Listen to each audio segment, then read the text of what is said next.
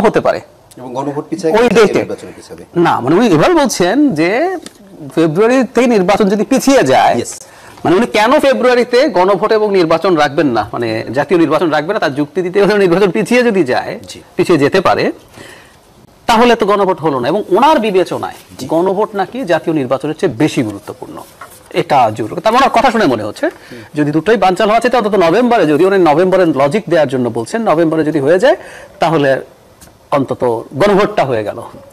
তো উনি কেন বলছেন এভাবে?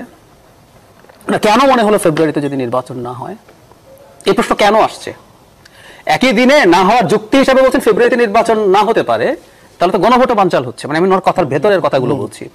নভেম্বরে হলে সেটা হবে না, তার মানে ওনার কাছে কি বানচাল হওয়ার কোনো তথ্য আছে?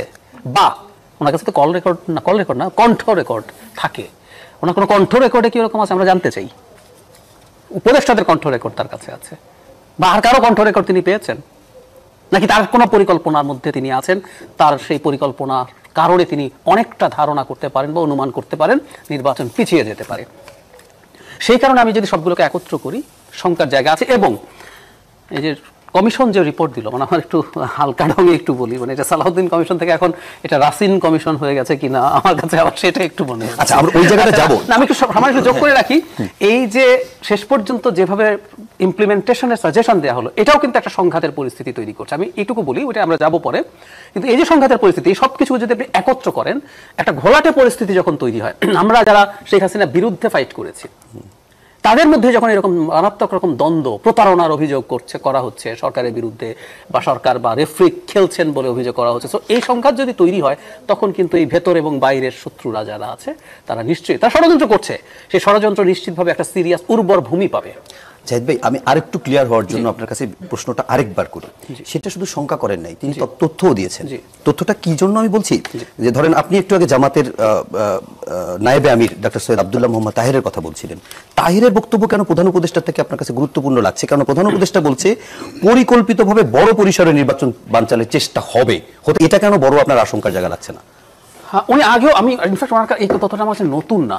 এবার যেটা হয়েছে, এবার আরেকটু স্ট্রং, আরেকটু বোল্ড, আরেকটু ডিটেইলড। এই 2 মাস হবে, মানে 2 মাসও হয়নি জাতীয় পার্টির ইস্যুটার সময় একই রকম কথা উনি বলেছেন। সুতরাং উনি এটা বলছেন, উনি নির্বাচন হবেই বলছেন, আবার সতর্ক করছেন সবাইকে। সো এই যে হবে বলছেন, এটা আমি মনে করি এটা ওনার কাছে যথেষ্ট গোয়েন্দা তথ্য আছে, কোথায় কে কি করছে সেগুলো ওনার সব কণ্ঠ রেকর্ড আছে, একদম অজানা কণ্ঠ রেকর্ড নেই, অন্তত গোয়েন্দা তথ্য আছে। আমরা আশা করি কণ্ঠ রেকর্ড চাইলেই করা যায় না, প্রধান উপদেষ্টা চাইলেও করা অন্তত উচিত না, আমরা এভাবে বলতে পারি। তো যেটা বলছিলাম, তো ওনার কাছে অনেক তথ্য উৎপাত্ত আছে, অনেকগুলো গোয়েন্দা সংস্থার রিপোর্ট আছে, সুতরাং উনি অনেক বেশি ওয়াকিবহাল আমাদের চাইতে, সেটা সঠিক। এবং জনগণকে, এবং আমি ধারণা করি এটা শুধু নিজের না, উনি রাজনৈতিক দলগুলোকে হয়তো এই বার্তা দিচ্ছেন যে তোমরা তোমাদের নিজেদের মধ্যে বিভেদ বাড়িও না। আমাদের কথাটা আরো আলাদা করে বললাম, মানে আমি কোনো একটা রাজনৈতিক দলকে এখন তো এইভাবে বলতে দেখিনি। উনি হ্যাঁ অনিশ্চয়তা আছে, পারবে কিনা এসব, যেমন আমি নাহিদ ইসলামকে আজকেই মনে হয় বলতে দেখলাম যে সংস্কার পুরো শেষ হওয়ার আগে, বিচার শেষ হওয়ার আগে নির্বাচন ফেব্রুয়ারিতে হতে পারে, মানে এই না যে ফেব্রুয়ারিতে হবে না, ওনাদের একটা কন্ডিশন দিচ্ছে। কিন্তু ইনি এমন ভাবে বলছেন যে উনি সামহাউ জানেন, অথবা উনি কি কোনোভাবে পার্ট যে ফেব্রুয়ারিতে তো নির্বাচন হবে না, তো গণভোটটা ওই দিনে রাখলে বিপদ হয়ে যাবে, এটা আগে হয়ে যেতে হবে। ওই প্রসঙ্গটা আমরা ভাবছিলাম পরে আসবো, যেহেতু